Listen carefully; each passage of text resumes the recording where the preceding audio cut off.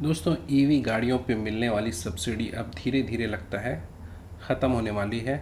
और अगर आपने EV two wheeler, three wheeler या फोर व्हीलर लिया हुआ है और सब्सिडी रुकी हुई है तो क्या करना है ये आज आपको इस वीडियो में बताता हूँ। So let's go. So hello guys, मेरा नाम है डॉक्टर किरीश और डॉक्टर गैजेट चैनल में आपका स्वागत है।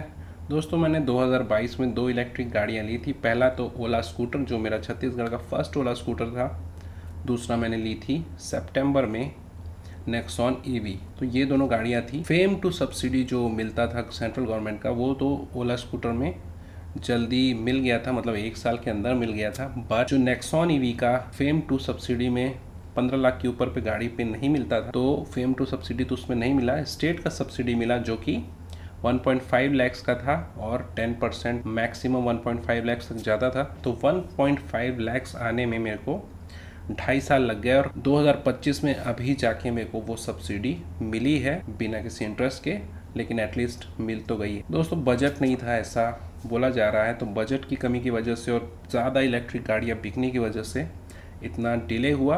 और मैंने अपने स्टेट कैपिटल से गाड़ी ली थी, बट उसका रजिस्ट्रेशन जो है मैंने अपने होम टाउन का कराया था। इस वजह से थोड़ा सा ज़्यादा डिले हो गया। मेरे फ्रेंड्स लोग का 1 साल के अंदर भी आ गया था, बट मेरा क्योंकि कैपिटल रीज़न का नहीं था तो शायद थोड़ा सा डिले हुआ। और हाँ, उस समय 100% आरटीओ पे छूट भी थी, तो इस तरीके से 2 तरीके से अपने को फ़ायदा हो गया। अभी दोस्तों ज़्यादातर स्टेट्स में यही सब्सिडी मिल रही थी 1.5 लैक्स तक की और 10% तक के, मोटा मोटा यही था।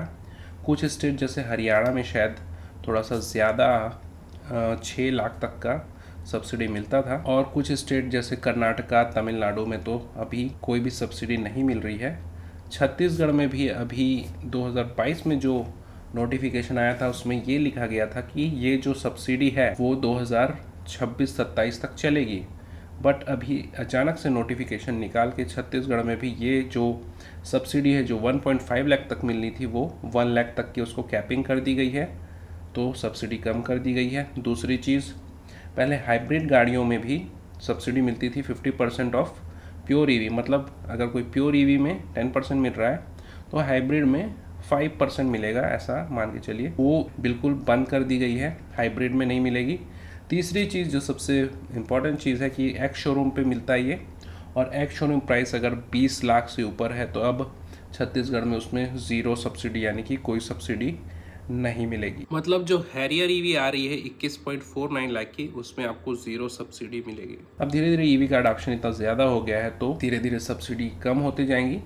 तो अगर आप चाहें, अगर ईवी लेना चाहें तो अभी ले सकते हैं। मेरे ख्याल से अगर अभी आपकी स्टेट में फुल 1.5 लैक्स का या उससे ज़्यादा सब्सिडी मिल रही है तो ये सही समय हो सकता है आपके लिए। तो हाइब्रिड गाड़ियों में, स्ट्रॉन्ग हाइब्रिड में ही ये सब्सिडी मिला करती थी, जो अभी गवर्नमेंट ने बंद कर दी है 2025 से।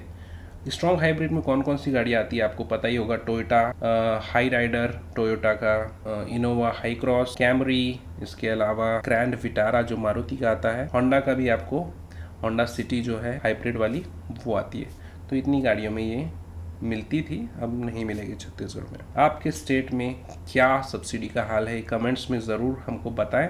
आगे हम एक इम्पॉर्टेंट चीज़ और कवर कर लेते हैं कि अगर आपकी सब्सिडी रुकी है तो क्या कर सकते हैं। छत्तीसगढ़ में जो सब्सिडी रुकी थी वो बजट के एलोकेशन जितना हुआ था 2 साल से वो सारा एग्जॉस्ट हो जा रहा था, मतलब फॉर्म तो सब भरा गया था ऑनलाइन, बट मिल नहीं रहा था बजट की वजह से। अभी इन्होंने ऐसा किया कि जो फिजिकल अपना फॉर्म आरटीओ में जाके जमा करेगा उसको पहले देंगे, इस तरीके का कुछ था। तो अभी सभी आरटीओ में, जिस डिस्ट्रिक्ट से जिस आरटीओ के अंडर आपकी गाड़ी रजिस्टर हुई है, वहाँ पे जाके अपना बैंक का पासबुक, ताकि आपके अकाउंट नंबर को वहाँ पे प्रूफ दिया जा सके।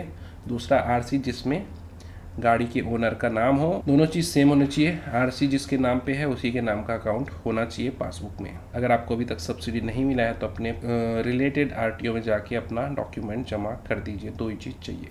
अब आगे छत्तीसगढ़ में जो 100% आरटीओ पे छूट मिलती थी 5-5 साल के स्लॉट में, वो धीरे धीरे 50% छूट और फिर धीरे से 25% छूट आरटीओ में हो जाएगा।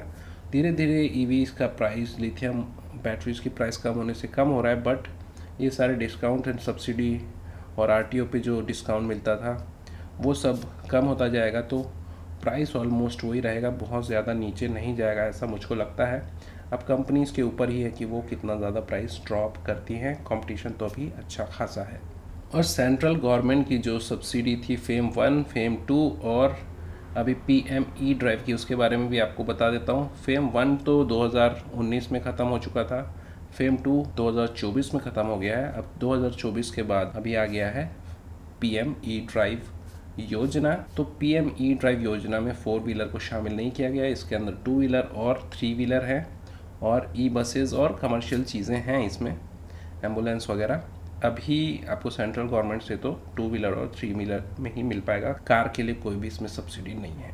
दोस्तों, मैंने कोशिश की डिफरेंट स्टेट में EV सब्सिडी की करंट स्टेटस जानने के लिए, तो एक टेबल बनाया है। इसमें हो सकता है कुछ चीज़ें गलत हो, एक मोटा तौर पे देखने के लिए बनाया है, तो एक बार आप कंफर्म कर लीजिएगा अपने स्टेट का। और भाई महाराष्ट्र में तो बहुत ही अच्छा काम हुआ है कि यहाँ तो टोल में भी कई रूट्स पे बेनिफिट मिल रहा है, EVs को फ्री है टोल 100%।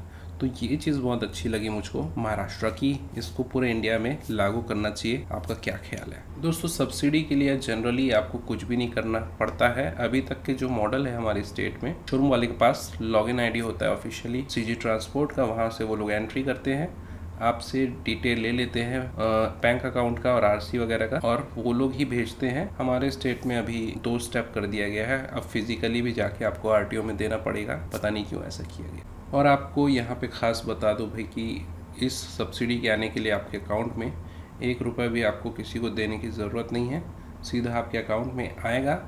देर से आएगा लेकिन आएगा ज़रूर, तो कोई भी एक्स्ट्रा पैसा कहीं लगाने की आपको ज़रूरत नहीं है। और यहाँ एक चीज़ क्लियर करना चाहूँगा मैं कि हाइब्रिड बस लिखने से आपको किसी गाड़ी में सब्सिडी नहीं मिलता है, स्ट्रॉन्ग हाइब्रिड होना ज़रूरी है। माइल्ड हाइब्रिड तो बहुत सारी गाड़ियां हैं आजकल, अर्टिगा है, ब्रेजा है, ऐसे बहुत सारी गाड़ियां हैं, लेकिन माइल्ड हाइब्रिड में आपको नहीं मिलेगा सब्सिडी। अब हमारे यहाँ तो स्ट्रॉन्ग हाइब्रिड में भी सब्सिडी ख़त्म हो गया है। सब्सिडी आपको शोरूम वाले तो बोलेंगे कि भाई आपको 1 महीने में मिल जाएगा, 6 महीने में मिल जाएगा, लेकिन आप कोई उम्मीद ऐसी बांध के मत रखिएगा कि आपको जल्दी मिल जाएगी, क्योंकि कई बार हम कुछ खर्चे सोच लेते हैं, कुछ इन्वेस्टमेंट सोच लेते हैं उन पैसों से, वो चीज़ नहीं हो पाता है। मैंने सोचा था 1.5 लाख मिलेगा तो 2022 में PPF में डालूंगा, बट वो अभी 2025 में मिला है। तो इस तरीके से कोई भी प्लानिंग बनाने की ज़रूरत नहीं है, जिस दिन आपके खाते में आ जाए उसी दिन आप उसको मिला हुआ माने। कई ऐसे भी एग्जाम्पल हैं जिसको 1-2 महीने में ही सब्सिडी आ गई, और कई ऐसे एग्जाम्पल हैं जैसे मेरा खुद का, जिसमें 2.5 साल लग गया। मैंने सब्सिडी जब आई थी अगस्त 2022 को सब्सिडी का नोटिफिकेशन आया था छत्तीसगढ़ के लिए, उसके 14 दिन बाद गाड़ी ली थी, 14 सितंबर 2022 को। तो सबसे पहली गाड़ियों में से मेरा था सब्सिडी के लिए। मैं सब्सिडी के लिए वेट कर रहा था और अच्छा किया वेट किया। फिर भी मेरे को 2.5 साल लग गए और कई लोग की सब्सिडी पहले ही आ गई। हो सकता है RTO नंबर का फ़र्क पड़ता है। कोशिश करें आप, अगर आपके पास ऑप्शन है तो अपने कैपिटल रीजन का ही RTO नंबर ले, थोड़ा सा फास्ट होता है प्रोसेस। अब सब्सिडी के लिए एलिजिबिलिटी का क्राइटेरिया क्या होती है ये भी आपको बता देता हूँ। आपका जो गाड़ी है आपके नाम पे होना चाहिए, जिसके नाम पे RC होगा उसी को सब्सिडी मिलेगा, चाहे पैसा कोई भी दे। दूसरी चीज़, आपको एक ही 4 व्हीलर और एक ही 2 व्हीलर को और एक ही 3 व्हीलर, ऐसा कुछ है, एक में ही मिलता है, मल्टीपल में आपको नहीं मिलता है। तो जो सबसे आपको महंगी गाड़ी लेनी है उस पर ही ले लें, जिस पे 1.5 लाख का सब्सिडी मिल पाए। अगर आपको टियागो और नेक्सॉन लेना है तो आप सिर्फ नेक्सॉन में सब्सिडी लीजिए, तो आपको ज़्यादा फ़ायदा रहेगा। सस्ती गाड़ी में लेने का ज़्यादा मतलब नहीं है अगर 2 गाड़ी ले रहे हैं तो। दोस्तों, मेरे को उम्मीद थी कि सब्सिडी जो है वो CG ट्रांसपोर्ट नाम से आएगा या सब्सिडी के नाम पे आएगा, बट वो बाई मिस्टेक सैलरी नाम से आया, जिससे मैं कंफ्यूज हो गया था। तो एक बार कंफर्म करना पड़ा मुझे कि सब्सिडी है कि कुछ और है, और कुछ भी डिटेल नहीं दिया हुआ था। तो ये चीज़ भी आप ध्यान रखें कि 1.5 लाख रुपए आए छत्तीसगढ़ में और सैलरी लिख के आए तो वो सब्सिडी का है। एक इम्पॉर्टेंट बात यहाँ पे ये भी है कि आपको सब्सिडी मिलने से पहले गाड़ी को सेल आउट नहीं करना है। जैसे मुझे 2.5 साल लग गए, अगर मैं गाड़ी को बेच देता तो सब्सिडी जो है वो मुझको नहीं मिल पाती, क्योंकि RC में अब किसी और का नाम ट्रांसफ़र हो जाता। तो ये चीज़ भी आपको दिमाग में रखनी चाहिए।